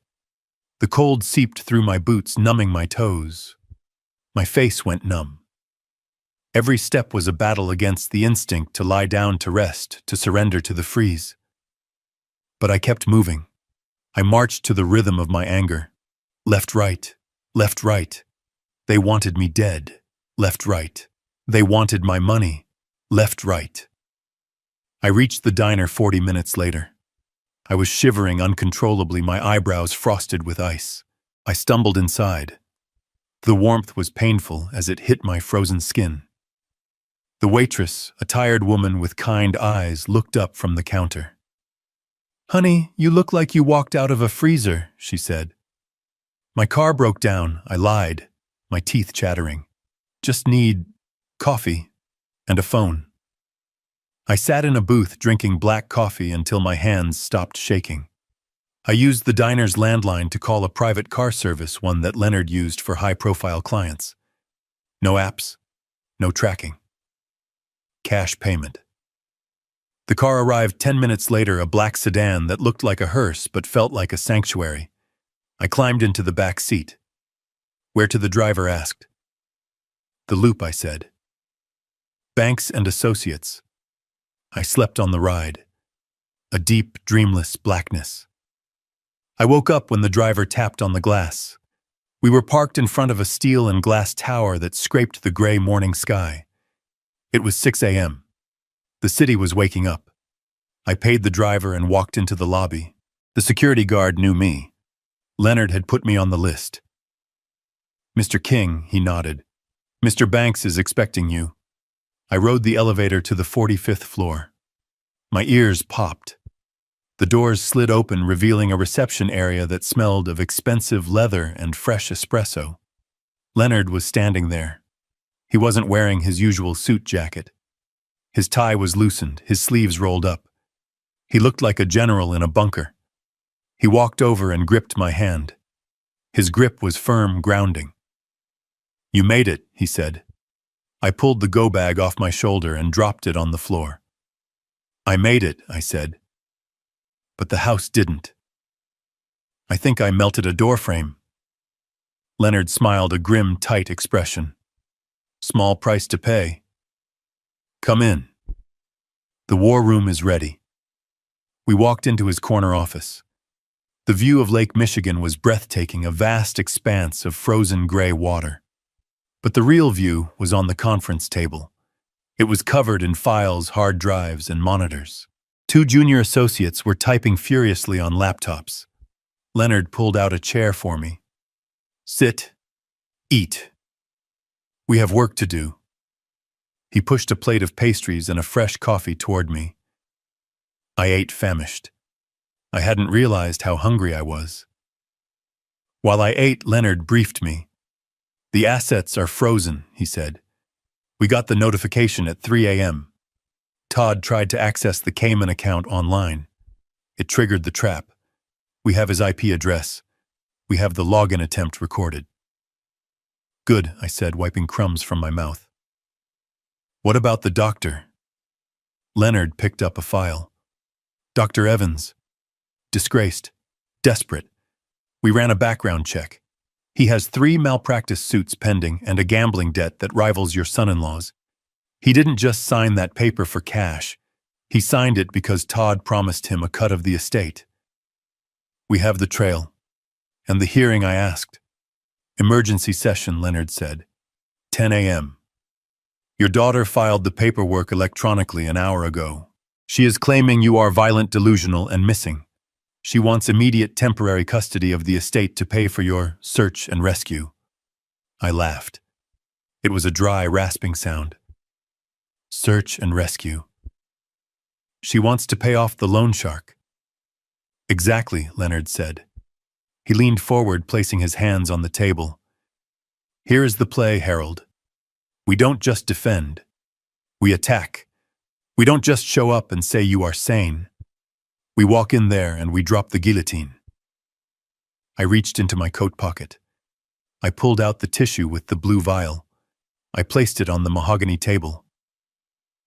"Analyze this," I said. "There is still a drop left." Leonard looked at the vial. He didn't touch it. "Digitalis?" he asked. "Concentrated," I said. "Homemade. Clumsy but lethal." Leonard nodded to one of the associates. "Bag it. Get it to the private lab. Rush courier. I want the results by 9:30. He looked back at me.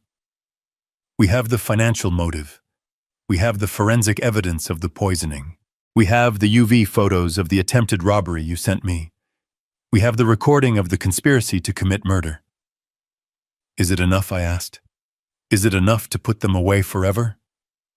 Leonard looked out the window at the rising sun. "Harold, by noon today, they won't just be broke. They will be facing federal charges. Attempted murder is a state crime. But wire fraud, bank fraud, conspiracy. That brings the feds into play. And once we show the judge that they tried to use the court system as a weapon to facilitate a homicide," he turned back to me, his eyes cold and hard, "the judge is going to lock the doors and call the marshals himself." I sat back in the leather chair. I felt the warmth of the coffee spreading through my chest. I wasn't the victim anymore. I wasn't the target. I was the architect of their destruction. "Let them go to court," I said softly. "Let them stand there and lie. I want to see their faces when I walk in." "You will," Leonard said. "You will see everything." I closed my eyes for a moment, gathering my strength. The night was over. The long, cold walk was done. Now it was time for the fire. The heavy oak doors of the Cook County Courthouse were designed to intimidate, to enforce a sense of solemnity and order. But as I stood on the other side of the threshold, adjusting the cuffs of my suit, I knew they were just wood. Wood that could be broken, burned, or in my case, simply pushed open. I stood next to Leonard Banks, who checked his watch with the precision of a sniper, waiting for a target to cross the crosshairs. It was 9:58. The emergency hearing had been in session for 18 minutes. We weren't late. We were timing it. Leonard wanted them to commit. He wanted them to say the words on the record. He wanted the court stenographer to type out every lie so that when the hammer fell, it would crush them completely. I could hear the muffled voices through the gap in the doors. My daughter was speaking. Her voice was thin, trembling, a masterful performance of a traumatized victim. "He isn't the father I knew." "Your Honor," Rebecca sobbed. The sound of her crying used to break my heart. Now it just made my pulse steady. It was like listening to a chemical reaction bubbling in a beaker, predictable, volatile, and ultimately controllable. He looked at me with such hatred. He poured the liquid into my soup, and he smiled. He watched me eat it. If my husband hadn't rushed me to the hospital. She trailed off, letting the silence do the heavy lifting. I pictured her in there. She would be wearing no makeup, probably dressed in something modest, and slightly disheveled to suggest distress. She was playing to the cheap seats, even though the room was nearly empty, save for the judge, the bailiff, and the court clerk. "And where is Mr. King now?" the judge asked. His voice was weary, the voice of a man who had seen too many family tragedies and just wanted to clear his docket before lunch. "We don't know," Todd answered. His voice was deep, filled with a grave, manly concern that masked the terror of his debt. "We locked his bedroom door last night for his own safety, as Dr. Evans recommended. But when we went to check on him this morning, the door was broken. He used some kind of tool. He ran away into the storm. He is out there right now, Your Honor." Rebecca cried, her voice rising in pitch. "He is confused. He is violent. He is 70 years old, and he is wandering around Chicago in a blizzard. We are terrified he is going to hurt himself or someone else. We just need the authority to find him. We need access to his accounts to hire private security to pay for the medical transport. We can't help him if our hands are tied." It was a compelling story. It had everything. The dangerous, senile patriarch, the loving, desperate children, the ticking clock of the weather. I looked at Leonard. He nodded. It was time. The judge sighed. "Based on the medical affidavit from Dr. Evans and the testimony provided here regarding the poisoning incident, I am inclined to agree that Mr. King presents an immediate danger to himself and the public. The court is prepared to grant emergency temporary guardianship to the petitioners Rebecca and Todd." He picked up his pen. I could visualize the ink flowing, the signature that would sign away my life, my freedom, and my fortune. Leonard pushed the doors open. The sound was like a gunshot in the quiet courtroom. The heavy wood slammed against the stops. We walked in. I didn't shuffle. I didn't tremble. I walked with the long, confident strides of a man who owns the ground beneath his feet. Leonard walked beside me, his briefcase swinging like a weapon. Todd and Rebecca turned in their seats. The motion was synchronized like two puppets on the same string. Their faces were a study in absolute paralyzing shock. Rebecca's mouth fell open, her fake tears drying instantly in the heat of her panic. Todd gripped the edge of the table so hard his knuckles turned white. They were looking at a ghost. They were looking at the man they thought was freezing to death in a snowbank, the man whose mind was supposed to be mush. Instead, they saw Harold King, freshly shaved, wearing a three-piece suit that cost more than their car eyes, clear and cold as the winter sky. "Wait, Your Honor." Leonard boomed, his voice filling the cavernous room.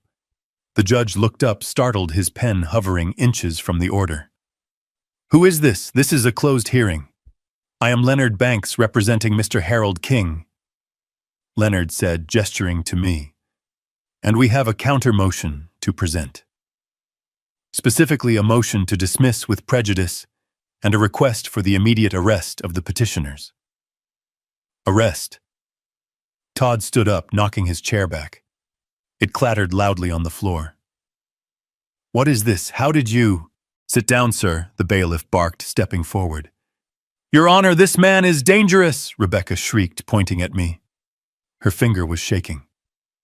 He is having a psychotic break. He shouldn't be here. He should be in a hospital. I stopped in the middle of the aisle. I looked at the judge. I didn't look at my daughter.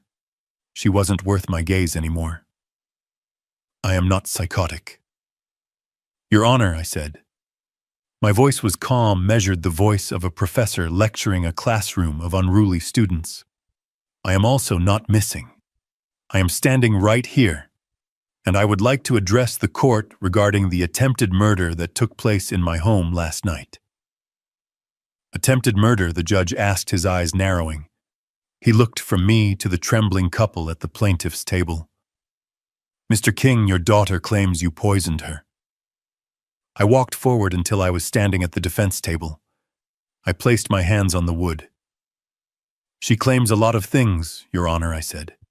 She claims I am senile. She claims I am poor. She claims she loves me. All of them are lies. Todd was sweating profusely now. I could smell it from 5 feet away. He looked at the judge, his eyes wide and desperate. He is lying. He is making this up. Look at the doctor's report. Dr. Evans said— Leonard stepped forward and slapped a thick file onto the judge's bench. Dr. Evans has lost his medical license in 3 states, Your Honor, Leonard said smoothly. And as of an hour ago, he is currently in police custody for writing fraudulent prescriptions.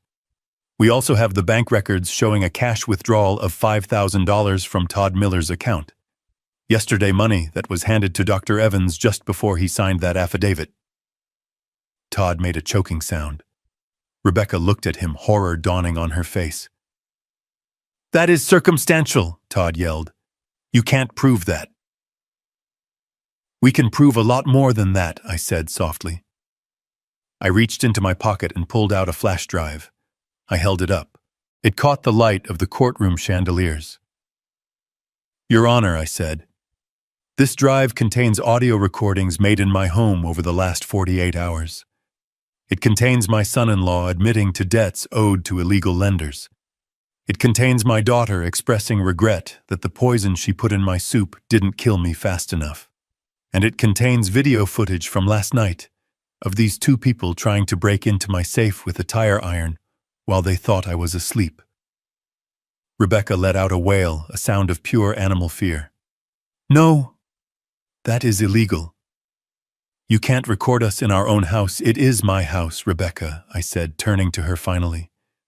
My deed, my title, my rules. And in Illinois, recording a crime in progress to protect one's life falls under a very specific set of exceptions. The judge picked up the file Leonard had put down. He opened it. He looked at the photos of the glowing handprints on the safe. He looked at the transcript of the audio. His face went hard. He looked at Todd and Rebecca with the cold detachment of the law.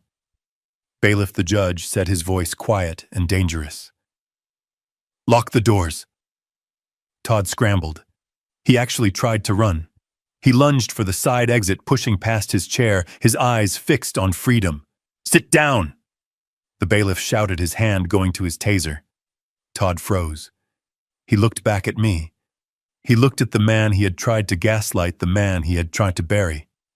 He saw no mercy. He saw only the chemist watching the final reaction take place. Your Honor, Leonard said, opening his briefcase and pulling out another document. We also have the toxicology report from a private lab time-stamped this morning.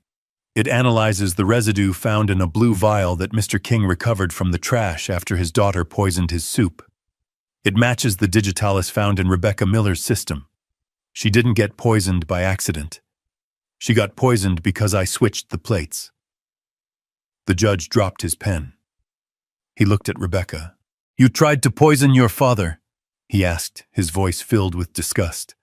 Rebecca was sobbing now, just real tears this time, the tears of a child who realizes the game is over. "He has so much money," she screamed, pointing at me. "He has millions, and he made us live like beggars. He watched us struggle. He owes us." There it was, the truth, finally stripped of all the pretense of love and care. I looked at her. I felt a pang of sadness, a ghost of the love I used to have, but I crushed it. "I don't owe you anything, Rebecca," I said. "I gave you life. You tried to take mine. The ledger is balanced." The judge slammed his gavel down. It sounded like a thunderclap. "Motion for guardianship denied with prejudice," the judge roared. "Bailiff, take Mr. and Mrs. Miller into custody. I am holding them in contempt until the district attorney arrives to file formal charges for attempted murder, fraud, and conspiracy." The bailiff moved in. He pulled Todd's hands behind his back. The click of the handcuffs was the sweetest sound I had ever heard. Rebecca was next. She screamed as the metal cuffs bit into her wrists. "Dad, Dad, please don't let them take me. I am pregnant. I am sick." I watched them being dragged away. I watched them hauled through the side door, kicking and screaming, their dignity gone, their future erased. When the door closed, silence returned to the courtroom. The judge looked at me. He looked at the file. He looked at the man standing tall in the center of the room. "Mr. King," he said softly, I am very sorry." "Thank you, Your Honor," I said. I turned to Leonard. He was packing up his briefcase. He didn't smile. He just nodded. "It is done," he said. "Not yet," I said. I walked over to the window and looked out at the snow-covered city. Somewhere out there, a loan shark was checking his watch. Somewhere, a real estate agent was wondering why the listing for my house had been pulled. Somewhere, a life was waiting for me. "I have one more stop to make," I said. "Where?" Leonard asked. "The jail," I said. "I have to say goodbye, and I have to tell them exactly what I did with the money they killed themselves to get." Leonard paused. "You don't have to do that, Harold. You won." "I know," I said, turning back to him, "but the reaction isn't finished until the residue is cleared away. I want them to know. I want them to sit in that cell for the rest of their lives knowing that the fortune they wanted simply doesn't exist anymore." I adjusted my tie. I checked my reflection in the glass of the courtroom door.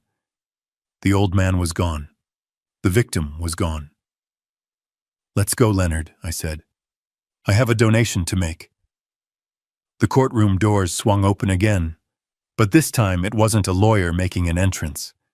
It was the district attorney flanked by 2 federal agents in windbreakers that read FBI. They moved with the heavy, inevitable momentum of a mudslide. Todd, who was currently being wrestled into a chair by the bailiff, went still.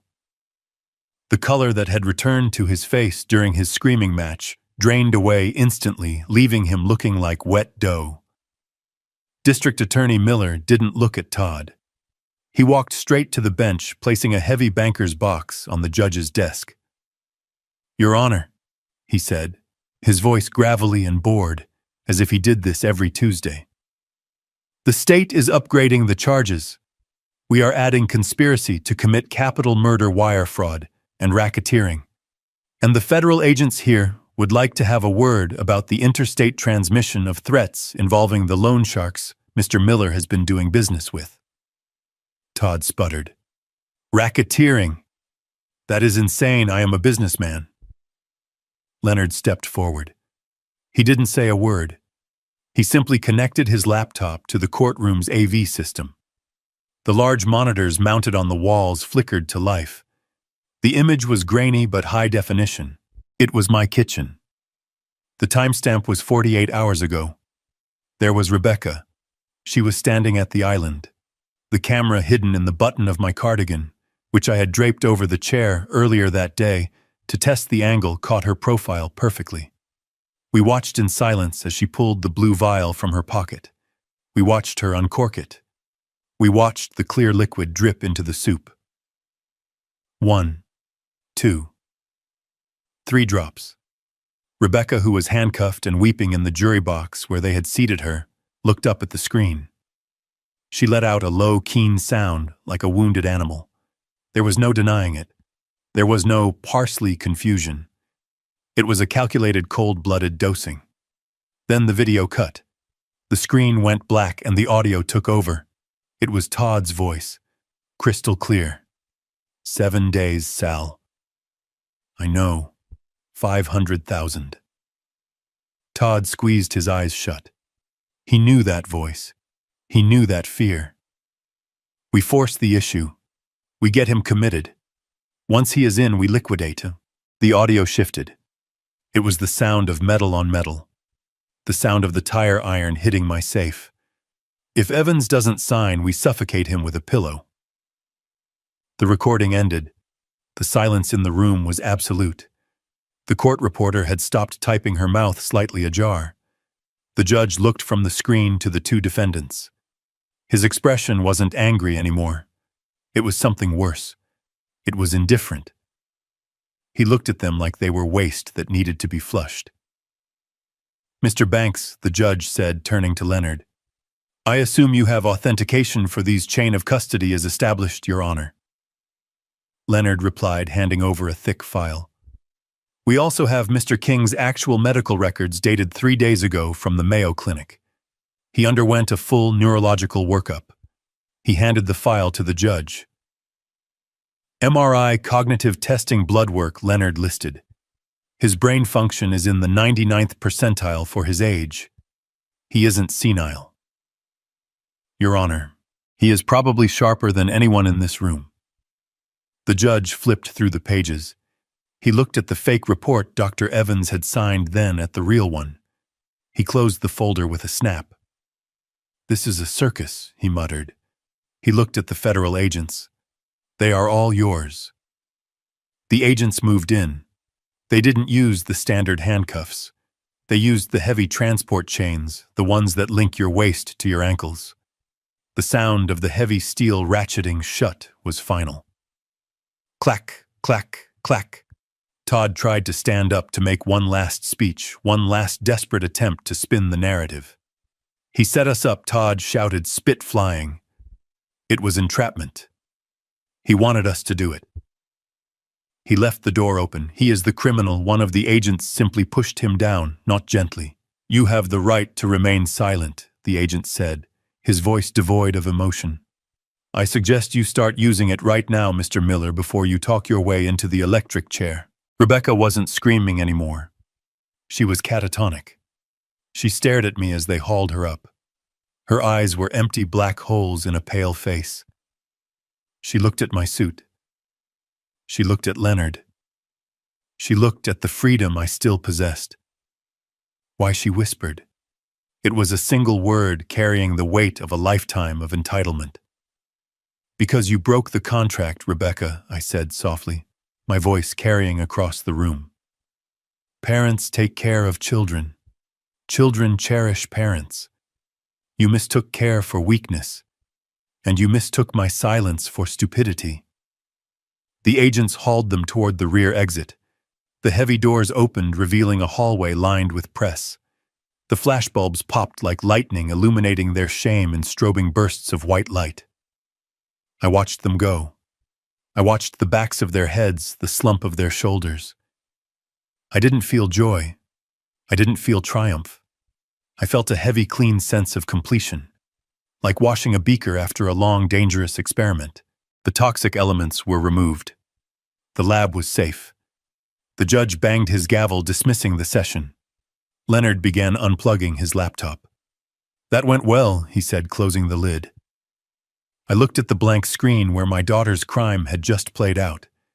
It went exactly as calculated, I said. I buttoned my jacket. I checked my reflection in the monitor. The man looking back was tired, yes, but he was free. and he had a promise to keep.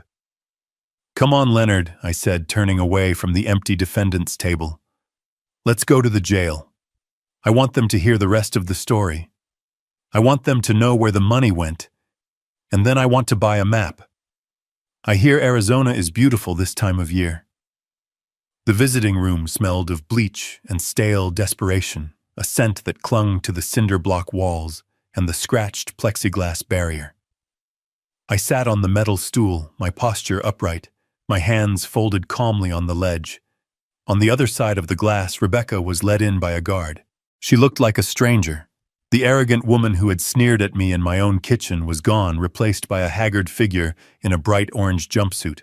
Her hair matted, her eyes swollen and red. She sat down and snatched the phone receiver from the cradle, her movements jerky and frantic. "Dad!" she screamed into the receiver, her voice tinny and distorted. "You have to get me out of here. You have to pay for a lawyer. The public defender is useless. They are talking about 20 years, Dad. 20 years. I picked up my receiver slowly. I didn't speak immediately. I just watched her. I studied her face, looking for a trace of the little girl I used to read to sleep, but all I saw was the woman who had wished for my death because I was taking up space.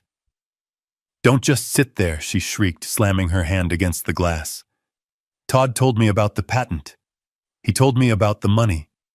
You have $15 million hidden away. You have been hoarding it while we struggled. Use it. Get me a real attorney, and I will sign whatever you want. I will go away. Just get me out." I leaned forward. My voice was soft, steady, and cold as liquid nitrogen. "I don't have $15 million, Rebecca." She froze. Her eyes darted back and forth, searching my face for the lie. What she whispered. "You are lying." Todd saw the files. The lawyer said, "I had $15 million, I corrected her. Past tense. As of 9 this morning, the Harold King estate has been fully liquidated. I reached into the breast pocket of my suit and pulled out a folded document. I pressed it flat against the glass so she could read the bold print. It was a receipt. A transfer confirmation. $15 million, I read aloud, savoring every syllable. Donated in full. Half to the National Center for Responsible Gaming to help people like your husband. And half to the Elder Justice Coalition to protect people like me from people like you." Rebecca stared at the paper. Her mouth opened, but no sound came out. She read the numbers. She saw the zeros. She saw the date. Today. "You gave it away," she choked out. "You gave it all away. Every penny I said. I sold the house to a developer an hour ago. The keys are gone. The accounts are closed. There is no inheritance, Rebecca. There is no bail money. There is no golden parachute. You wanted the money so badly, you were willing to kill for it. Now the money is gone. And you are still here." The realization hit her like a physical blow. She slumped against the ledge, sliding down until her face was level with the counter. "Why," she sobbed. "Why would you do this? Because you broke the heart of the only person who would have saved you," I said. "You chose the money over the father. Now you have neither." She started to scream, then a raw, primal sound of hatred and loss. "I hate you. I hope you die alone. I hope you rot in hell." I stood up. I hung the receiver back in its cradle, cutting off her voice. I looked at her one last time. She was mouthing curses, pounding on the glass. But to me, she was just a silent movie, a tragedy I had already finished watching. I turned and walked out of the room. The heavy steel door clanged shut behind me, sealing the tomb I had built for them. Outside, the air was crisp and cold, the sun reflecting off the snowdrifts. Leonard was waiting at the curb. He wasn't standing next to a sedan. He was leaning against the side of a 45-foot luxury RV, a silver Leviathan, that gleamed in the winter light. It was brand new, fully loaded, and paid for with the only money I had kept, the cash from the sale of my old sedan and the contents of my checking account. Leonard handed me a set of keys and a thick envelope. "The transfer is complete," he said. "You are officially a man of modest means, Harold. The charities are ecstatic." "Let them be," I said, taking the keys. "It is better used than it would have gotten in this family." I shook Leonard's hand. "Thank you, my friend, for believing me." I climbed into the driver's seat. It sat high above the road. The windshield was a panoramic view of a world I had ignored for too long. I smelled the new leather. I felt the hum of the engine as I turned the key. It was a deep, powerful growl. I looked at the passenger seat. It was empty. There was no one to navigate, no one to complain about the heat, just a map of the American Southwest and a travel mug of black coffee. I reached into my pocket and pulled out my phone. It was vibrating. A call from the county jail. Rebecca trying to claw her way back in. Or maybe Todd realizing that his 7 days were up and he was trapped in a cage with no way to pay his debt. I rolled down the window. I popped the back off the phone and pulled out the SIM card. It was a tiny piece of plastic that connected me to a life of lies and betrayal. I snapped it in half with my thumb and forefinger. I tossed the pieces out the window into the slushy gray snow of the gutter. I put the RV in gear. I didn't check the rearview mirror. I didn't look back at the skyline of Chicago, the city where I had raised a daughter and buried a wife and survived a murder. I looked forward. The road was a ribbon of asphalt stretching out toward the horizon. I turned on the radio. Classic rock filled the cabin. I pressed the gas pedal. The RV surged forward, leaving the jail, the court, and the wreckage of my family behind. I was 69 years old. I had no home. I had no children. But as I merged onto the highway heading west toward the setting sun, I realized I had something more valuable. I had the rest of my life. And for the first time in 40 years, it belonged entirely to me. They say blood is thicker than water, but I learned that greed is a corrosive acid that burns through every bond. For decades, I believed my role was to provide and protect, thinking my silence was a shield for my family. In reality, it was the blindfold they used to lead me to the slaughter. True wealth isn't the millions in the bank.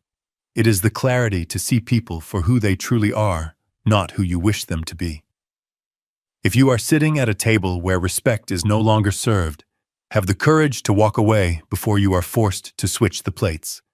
If you have ever had to make the hard choice to cut off a toxic family member to save yourself, tell me your story in the comments below.